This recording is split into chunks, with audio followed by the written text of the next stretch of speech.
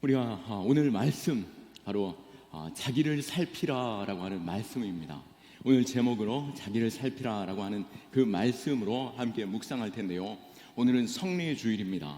성례의 주일, 바로 성례식을 우리가 진행하게 되는데요. 교회의 성례식은 세례식과 성만찬이 있습니다. 오늘 우리가 2부 예배 시간에 세례식과 또 우리 1, 2, 3부를 통해서 우리가 성만찬, 성례식을 성찬을 함께 진행하게 되는데요. 세례식은 무엇입니까? 세례식은 죽음과 장사 지냄 그리고 부활을 상징하는 예식입니다. 우리는 이미 죄로 죽은 자입니다. 그리고 결코 다시 살지 못하는 장사 지냄 가운데 우리는 이제는 결코 죄악 가운데 구원함 받을 수 없는, 스스로 우리는 구원의 자리로 나아갈 수 없는 죄인이요 죽은 자인 것이죠. 그러나 예수님께서 우리를 대신하여 죽으심으로, 대속하여 주심으로 우리의 모든 죄를 대속하여 주셨고, 또 예수님께서 죽으셨다 다시 살아나심으로 그 부활의 첫 열매 되어 주심으로 우리는 구원함을 얻고 또한 영원한 부활이 우리에게도 주어집니다. 이 세례를 통해서 우리는 이미 죽었고 또 영원히 살지 못하는 장사 지냄 바를 경험하는 시간입니다. 뿐만 아니라 이 시간을 통해서 이제 세례를 마치고 손이 올라오는 순간 예수님께서 부활하심과 같이 우리가 부활을 경험하는 그 시간이 바로 세례인 것이죠. 바로 세례를 통해서 우리는 이렇듯 죽음과 장사 지냄, 부활을 상징하는 그 예식으로 우리는 세례를 경험하게 됩니다. 예수 그리스도의 보혈로 우리는 깨끗하게 됨과 같이, 이 물 세례를 통하여서 나를 깨끗이 씻는 마음과 같이 우리가 예수님께서 나를 정결케 하셨음을 믿고 또 그 믿음에 대하여 세례의 자리를 통하여 믿음을 주님 앞에 고백하고 교회에 고백하는 순간인 것이죠. 우리가 믿음 없이 세례를 받는 것은 결코 아무런 유익을 주지 못합니다. 세례는 확실한 약속이며 은혜의 표징입니다. 죄로 죽었던 우리는 이제는 예수 그리스도께서 대속하여 죽으심으로 말미암아 죄에 대한 대가를 치르셨고, 예수님께서 부활하심으로 말미암아 우리의 부활도 약속하여 주셨고 영원한 생명이 주어지게 된 것을 생각하며 그 세례에 동참하는 것입니다. 또한 오늘 특별히 본문에서는 성례식 가운데 성찬, 성만찬을 다루고 있습니다. 성만찬은 바로 23절 말씀에서 보는 것처럼 예수께서 잡히시던 밤에 제자들과 마지막으로 가지신 6월절 만찬의 식탁에서 예수님께서 직접 제정하신 성례의 전입니다. 오늘 우리는 이 본문의 말씀과 같이 성찬에 동참하게 되는데요. 이 성만찬의 깊은 의미와 그리고 어떻게 성찬에 참여해야 하는지에 대하여 묵상할 수 있기를 축원합니다. 특별히 본문에서는 매번 반복되는 성찬 예식, 우리가 반복해서 이 성찬에 참여할 때 어느 순간 우리는 이 성찬을 매우 익숙하게 여기고 가볍게 생각할 수 있기 때문에 우리는 먼저 이 말씀을 통해서 내가 성찬의 의미를 다시 한번 돌아보고, 이 성찬을 통해서 사도 바울이 심각한 경고와 권면을 통하여서 우리에게 주시는 이 말씀으로 묵상할 수 있기를 축원합니다. 이 성찬은 단순한 의식에서 그치지 않습니다. 우리가 그리스도의 희생을 기억하고 복음의 핵심에 집중하여 은혜의 만찬에 기념하며 동참하는 것, 그것이 바로 우리는 성찬인 것이죠. 우리가 성만찬에 참여할 때 가져야 할 중요한 태도, 그리고 떡과 잔을 받는 것에서 그치지 않고 이 떡과 잔의 그 깊은 의미를 묵상하면서 예수께서 나를 위하여 찢기셨고 피 흘리신 그 은혜를 기억하며 또 이 성찬에 동참하며 그 사랑을 체험할 수 있기를 축원합니다. 성만찬의 우리가 본질을 먼저 기억할 수 있기를 원합니다. 성만찬은 그저 의례적인 행사가 아닙니다. 우리에게 복음을 시각적으로 경험하게 하며 또 복음을 다시 한번 묵상하게 하고 주님께서 나와 함께 하심, 그리고 우리가 주님의 몸된 교회로 부르심 받았다라고 하는 것을 경험하는 그러한 귀한 예식인 것이죠. 떡을 나누고 잔을 마실 때 이것은 단순한 음식에서 그치지 않습니다. 떡은 예수님의 몸을 상징합니다. 24절 말씀에 이것은 너희를 위하는 내 몸이니 라고 말씀하셨습니다. 예수님께서 몸이 채찍에 찢겨지고 십자가에서 찢겨지셨듯이 우리는 이 떡을 떼고 또 이 떡이 우리가 전병은 누룩이 없는 떡으로 분리되어 구워서 우리가 전병으로서 접하게 되는데요, 이 떼어진 그 전병에 그 떼어짐을 보면서 주님의 몸이 갈기갈기 찢겨지고 또 나를 위해 온 몸에 찢어지는 그 육신의 몸으로서 나를 위해 희생하신 그 사랑을 기억하시는 것입니다. 또 포도주는 그분의 피를 상징합니다. 25절 말씀에 이 잔은 내 피로 세운 새 언약이니 라고 말씀하신 것처럼 예수님의 피가 우리를 깨끗하게 하셨습니다. 죄인의 그 심판의 자리가 아닌 죄사함을 받고 우리는 보혈 아래에 있음을 믿으시기 바랍니다. 주님의 그 보혈이 내 모든 죄악을 덮으셨고 내가 그 보혈에 덮어진 그 아래 여전히 이전 죄와 이후의 죄가 있다 할지라도 하나님께서는 그 보혈로 덮어진 우리의 모든 죄를 죄 없다 하시는 가운데 그 하나님의 은혜의 보좌로 초청하시며 우리가 하나님께 나아가 화목한 그 은혜를 누릴 수 있게 된 것입니다. 이렇듯 성만찬을 우리가 대하면서 주님의 몸과 피를 우리가 접할 때에 하나님의 사랑과 그 은혜를 경험할 수 있기를 원하고 이 구체적으로 보여주시는 그 복음의 진리, 그 핵심을 붙잡고 또 다시 한번 믿음으로 일어나는 것입니다. 혹 실패한 심령과 절망 중에 있다 할지라도 주님께서 나를 살리셨고 또 내게 길을 인도하시며 또 영원토록 나를 이끄시고 구원하신 그 사랑을 힘입어 다시 일어서는 그 신앙이 성만찬을 통해서 우리에게 주어지게 되는 것이죠. 우리는 이 성만찬을 대할 때 무엇을 살펴야 한다라고 말씀하고 있습니까? 28절 말씀에 바울은 사람이 자기를 살피고 그 후에야 이 떡을 먹고 이 잔을 마실지니 라고 말씀하고 있습니다. 자신을 분별하지 못하는 어린 아이들과 또 아직 세례의 믿음에 고백하지 못하신 분에 있어서는 우리가 성찬에 동참하는 것을 제안하고 있습니다. 저희 교단에서는요. 왜 그렇습니까?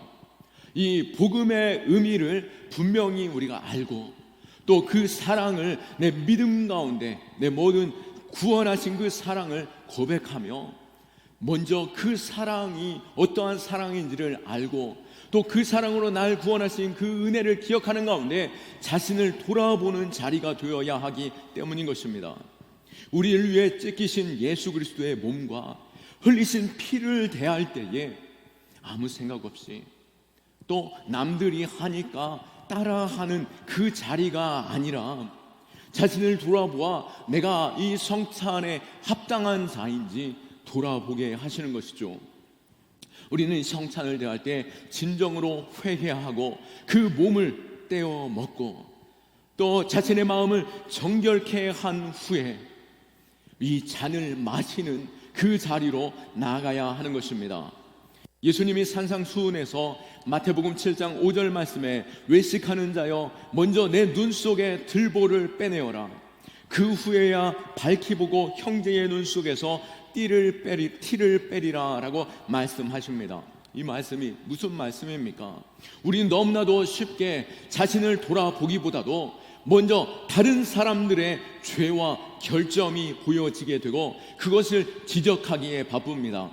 그러나 주님께서는 그 몸이 찢기시고 온몸에 피를 다 쏟으시는 가운데 그 고난과 수치와 나무에 달리는 그 저주 가운데 놓여진 이유는 저 다른 사람 때문이 아니라 바로 나 때문에 주님께서 찢기셨고 피 흘려 죽으셨다라고 하는 것입니다. 그러기에 이 성찬을 접할 때 저 사람, 저 죄인이 왜 여기에 앉아 있느냐, 또 저 사람 저 성찬을 어떻게 접하고 있지라고 보는 것이 아니라 내가 자격이 있는가, 하나님 앞에서 내가 이 몸을 대할 만큼, 그 피를 접할 만큼 내가 정결함으로 주님 앞에 서 있는가 자신을 돌아보아야 하는 것입니다. 우리가 먼저 자신 안에 있는 들보, 그 견고한 기둥을, 그 죄의 기둥을 뽑아내고 주님 앞에 나아가야 하는 것이죠. 내 자신은 과연 하나님 앞에서 설 만한 자격이 있는 사람입니까? 욥기 25장 4절 말씀에 욥은 그런즉 하나님 앞에서 사람이 어찌 의롭다 하며 여자에게서 난 자가 어찌 깨끗하다 하랴라고 고백한 것처럼 자신은 하나님 앞에 모든 사람이 의롭다 할 수 없다라고 고백하며 자신은 어떻다라고 말합니까? 그러기에 남들에 대하여 손가락질한 것이 아니라 25장 6절 말씀에 자신을 가리켜서 나는 구더기 같은 사람이고 벌레 같은 인생이오니 어찌 하나님 앞에 설 수 있습니까? 라고 고백하고 있는 것이죠. 이사야 역시 이사야 6장 5절 말씀에 그때에 내가 말하되 화로다 나여 망하게 되었다. 나는 입술이 부정한 사람이요 나는 입술이 부정한 백성 중에 거주하면서 만군의 여호와의 신 왕을 배웠음이로다 하였더라. 아멘. 나는 부정한 자요 내가 죄인인데 어찌 하나님 앞에 설 수 있는가? 아, 화로다 내가 죽게 되었구나 라고 고백하고 있는 것이죠. 어찌 우리가 예수님의 몸이 찢겨지고 그 피를 우리가 마시며 나아갈 수 있겠습니까? 우리가 그렇게 할 만한 자격이 있는지 우리 자신을 돌아보고 내가 하나님 앞에서 어떤 자인지 하나님 앞에 바로 자신을 돌아보아야 하는 것입니다. 그렇게 우리는 성찬을 대할 때 무감각한 마음과 그 자세로 그냥 익숙한 그 패턴으로 성찬에 동참하는 것이 아니라 내 이 자신이 얼마나 참담한가. 지난 성찬에서 믿음의 고백을 하였음에도 불구하고 지난 6개월간 나는 또 참담함 속에 머물러 있었구나 라고 자신을 돌아보고 여전히 나는 자격이 없고 나는 죄인입니다 라고 고백하는 그 신앙이 우리 안에 있어야 하는 것입니다. 성찬은 그렇기 때문에 우리가 의례적인 행사가 아니라 성찬을 할 때 우리는 자신을 돌아보고 살펴야 함을 잊지 말아야 합니다. 자신을 돌아보고 그렇게 생각하는 그 시간, 성찬 앞에서 회개의 시간이 되어야 하는 것이죠. 겉으로 드러나는 종교적인 행위가 중요한 것이 아니라 내 중심을 보시는 그 하나님 앞에 내가 자격이 있는가 자신을 돌아볼 수 있기를 축원합니다. 그렇다면 우리가 자신에게 질문할 수밖에 없는 것이죠. 내가 성찬을 참여할 때 과연 내가 이 성찬을 참여할 자격이 있는가? 과연 내가 주님의 몸을 손으로 집어 내 몸으로 넣을 수 있는 그러한 자이고 그 잔을 내가 마실 수 있는 잔인가? 내가 생각할 수 있게 되고 그 질문을 할 수밖에 없는데요. 물론 바울은 고린도 교회 성도들에게 경고를 하면서 결코 죄 없고 완벽한 사람으로만 이 성찬에 참여하라라고 말씀한 것이 아닙니다. 뭐라고요? 죄 없는 자만 성찬에 참여하라라고 말씀한 것이 아니라는 것이죠. 로마서 3장 10절 말씀과 같이 우리는 어떻습니까? 의인은 없나니 하나도 없다라고 말합니다. 내가 오늘 교회에 와서 이 자리에 앉아서 회개의 눈물로 기도하였음에도 불구하고 4초만 지나도 4분만 지나도 40분만 지나도 우리는 끊임없이 죄된 생각과 판단과 정죄와 또 하나님 앞에서 우리의 마음이 흩어지는 가운데 있는 죄인인 것입니다. 어떤 누가 이 죄에 대해서 부인할 수 있고 아버지 앞에 나아갈 수 있겠습니까? 우리 주님이 우리에게 오셨고 십자가의 복음이 우리에게 주어진 것입니다. 요한일서 1장 8절 말씀에 만일 우리가 죄가 없다고 하면 스스로 속이는 것이요 또 진리가 우리 속에 있지 아니할 것이라 라고 말씀한 것처럼 우리는 죄인입니다. 그렇게 고백하는 것이 은혜인 줄 믿으시기 바랍니다. 바울은 우리에게 자신을 돌아보라 라고 한 것은 죄 없다 함으로 나오라 라고 말씀한 것이 아니라 예 주님 나는 죄인입니다 라고 하는 고백으로 이 성찬에 참여하라 라고 말씀하고 있는 것입니다. 성찬을 대할 때에 목을 꼿꼿이 하고 나는 당연히 성찬에 대할 수 있고 일어서서 나는 사람들 앞에서 거룩한 자입니다 라고 고백하며 성찬에 참여하는 자가 아니라 우리가 성찬을 접할 때에 나는 죄인입니다. 나 같은 자를 주님께서 살리시려 이 땅 가운데 오셨고 그 몸이 찢겨지시고 온몸에 피를 쏟으시는 가운데 십자가를 지셨군요. 나를 위해 희생하신 그 몸과 그 피를 대할 때에 내가 죄인이오나 주님의 은혜를 간절히 사모하고 주님이 나를 구원하심을 믿기에 주님 나를 정결케 하여 주옵소서, 나를 새롭게 하여 주옵소서, 이 죄인된 심정으로 성찬에 참여하는 것이죠. 그렇기에 우리의 마음에 거리낌이 있다라고 한다면 성찬에 참여하는 것을 하지 않으셔도 되시겠지만 더 원하는 것은 내가 죄인입니다. 그러기에 나는 주님이 필요하고 주님의 보혈, 주님의 은혜, 날 구원하신 그 사랑이 필요한 자입니다. 그 고백과 함께 성찬에 동참할 수 있기를 축원합니다.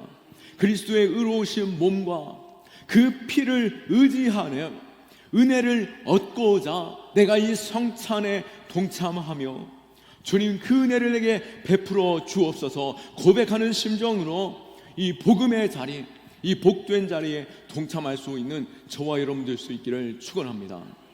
우리는 복음이 필요 없는 자들이 아닙니다. 우리는 날마다 복음이 필요한 자들인 것이죠. 그러기에 우리는 이 복음 앞으로 나와 성찬에 참여하고 혹 아직 세례 받지 못했다라고 한다면 하나님의 그 사랑이 예수 그리스도께서 날 구원하신 그 은혜가 더욱더 믿어지고 또 내 안에 믿음 주셨다라고 한다면 이제 하나님 앞에서 사람들 앞에서 믿음으로 주님, 내가 주님을 사랑하고 내가 주님 더 알기 원하고 주님께서 나를 구원하신 그 확신 속에서 나를 새롭게 하여 주옵소서 고백하며 세례에 동참해야 할 것입니다. 말씀을 정리합니다. 어느 시골에 물질적으로 부유한 가정이 있었습니다. 남편은 어떻게 하든지 돈을 많이 벌어서 집안이 평안하고 성공적인 삶으로 아이들도 또 내 아내도 평안하고 행복하게 살도록 끊임없이 열심히 일하였고 부유하게 되었던 것이죠. 그러나 그는 여전히 밤낮으로 늦은 시간까지 단조로운 생활 속에서 일하는 남편이었습니다. 그러나 부인은 인생을 이야기하고 또 예술을 함께 논하고 또 여행하기를 매우 좋아하는 여인이었던 것이죠. 그 아내가 생각할 때에 남편이 끊임없이 돈을 버는 데만 전념할 때 나에 대하여 관심이 없구나, 나를 사랑하지 않는구나. 결국 그 부인은 삶의 의욕마저 점점 잃어가고 있었습니다. 어느 날 부인이 심한 복통 가운데 온 몸에 땀을 흘리며 끙끙 앓고 있다가 돌보는 사람 없기에 끊임없이 참고 버텼습니다. 다행히 복통이 조금 사라지는 듯 하더니 금세 열이 나면서 시름시름 앓기 시작하였습니다. 끙끙 앓던 그 부인이 밤에 누워있을 그때에 남편이 돌아왔고 놀라 병원에 옮겼지만 이미 맹장이 터져서 복막염으로 이젠 급히 수술해야 하고 수술해도 그 경과를 지켜봐야 하는 상황이 되었던 것입니다. 수술은 어느 정도 했고 회복하기를 기다리고 있었지만 회복이 전혀 되고 있지 않았습니다. 무엇보다도 부인의 그 마음에서 살려는 의욕조차 잃어버리는 가운데 의사 선생님께서는 결국 회복되지 못할 것이라고 선언합니다. 극도의 빈혈로 죽어가고 있다라고 말합니다. 그때 남편이 이 말을 듣고 내 팔에 바늘을 꽂아서 내 부인에게 수혈해 주십시오라고 요청하였고, 다행히도 혈액형이 같았고 충분히 가능할 수 있었기에 그 팔에서 직접 그 아내에게 수혈을 연결하여 진행하게 되었습니다. 아내가 어느 순간 이제 조금 기력이 돌아오며 그것을 바라볼 때에, 붉은 피가 자신을 향하여 들어올 때에 아내의 마음에서 나는 지금까지 이 남편이 나에 대한 사랑이 없다라고 하였지만 뜨거운 사랑, 이 진한 사랑으로 날 사랑하고 있구나라고 하는 그 확신 속에서 온갖 미운 감정들이 씻어져 돌아가게 되었고 살아야겠다라고 하는 희망 속에서 일어나게 되었다라고 합니다. 이것은 무엇을 말하겠습니까? 이 아내의 이야기와 같이 남편의 사랑을 온전히 깨닫지 못하면 우리는 살아갈 힘이 없는 것입니다. 우리는 이 성찬을 접할 때 이 몸은 나를 위하여 찢기신 예수 그리스도의 몸이요, 이 잔은 나를 위해 흘리신 예수 그리스도의 보혈의 피이니 그 사랑이 나를 살게 하셨고, 또 나로 하여금 영원하신 하나님의 나라의 소망과 또 이 땅 가운데 영원한 생명을 허락하신 그 은혜를 기억하며 주님 나를 정결케 하여 주시니 감사합니다, 그 고백과 함께 성찬에 동참할 수 있는 저와 여러분 다 될 수 있기를 예수 그리스도의 이름으로 축원합니다. 아멘.